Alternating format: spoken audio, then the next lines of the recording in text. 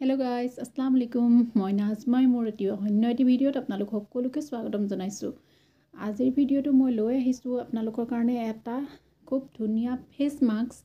যিটোৱে আপোনালোকক এখন গ্লাছৰ দৰে স্কিন দিব আইনাৰ মানে জিলিকি উঠিব আপোনালোকৰ মুখখন মাত্ৰ 7 দিনৰ ব্যৱহাৰতে 7 দিন বা 10 দিন আপোনালোকে ব্যৱহাৰ কৰিব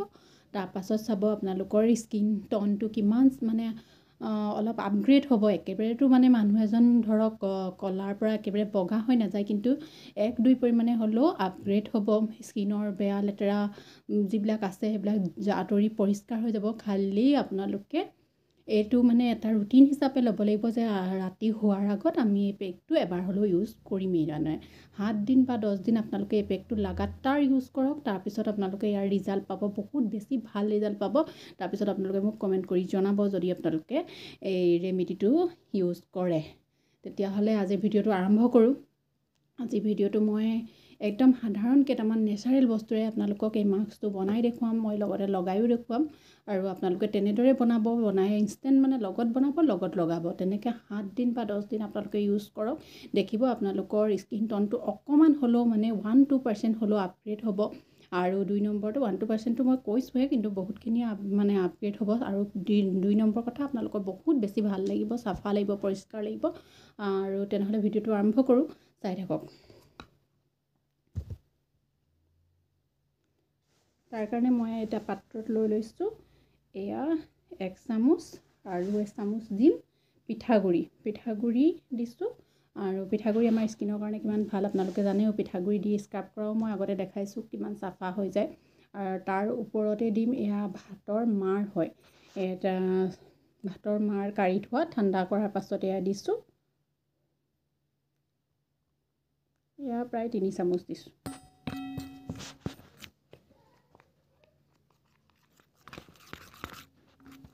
তাৰ ওপৰত দিম অলপ মৌজোল এয়া ঘৰুৱা মৌজোল হয় মই এই বটলটোত থৈছিলোঁ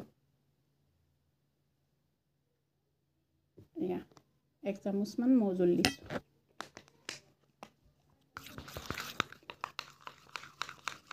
এনেদৰে ভালদৰে মিলাই লৈছোঁ তাৰ ওপৰত দিব ৰ'জ ৱাটাৰ অলপ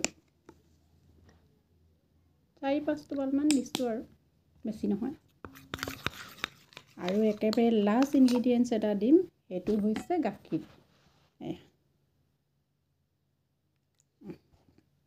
এতিয়া হৈ গ'ল মোৰ পেকটো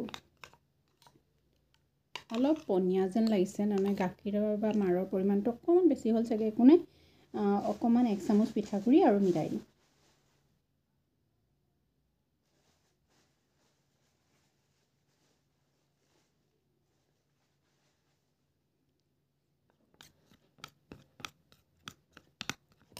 এতিয়া এই গোটেইকেইটা বস্তু মই ভালদৰে মিলাই লৈছোঁ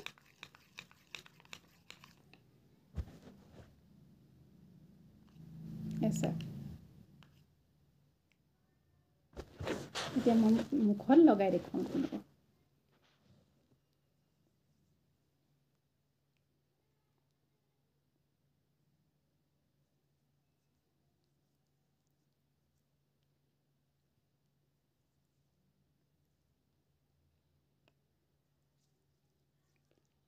আৰু এটা কথা এই পেকটো অকল বুলি মুখতে লগাম সেইটো নহয় আপোনালোকে নিজৰ হাততো লগাব পাৰে ডিঙিটো লগাব পাৰে ডিঙিৰ বেক চাইডেও লগাব পাৰিব ভৰিটো লগাব পাৰিব এইটো মানে চবতে সুইটেবল আপোনালোকৰ একো প্ৰব্লেম নকৰে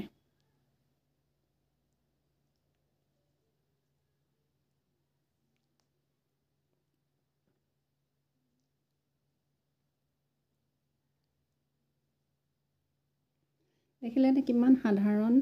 পদ্ধতিৰ মানে সাধাৰণ বস্তুৰে ঘৰুৱা ঘৰত উপলব্ধ বস্তুৰে বনাইছোঁ অকল বেলেগ একো দিয়া নাই ঘৰুৱা পাকঘৰৰ বস্তু এইবিলাক আৰু আপোনালোকে এনেকৈ ইউজ কৰিব কিমান ভাল পৰিণাম পাব আপোনালোকে চাব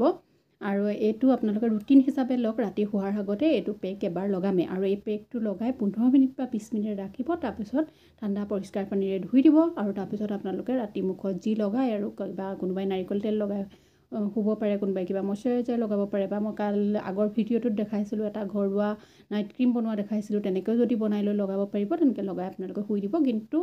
7 দিন বা 10 দিন লাগাতাৰ এইটো কাম কৰক তাৰপিছত দেখিব আপোনালোকৰ স্কিন টোনটো অলপ হ'লেও ফেয়াৰ হৈছে আৰু স্কিনৰ যিবোৰ লেতেৰা থাকে সেইবিলাক দূৰ কিছুমান মানুহৰ কি হয়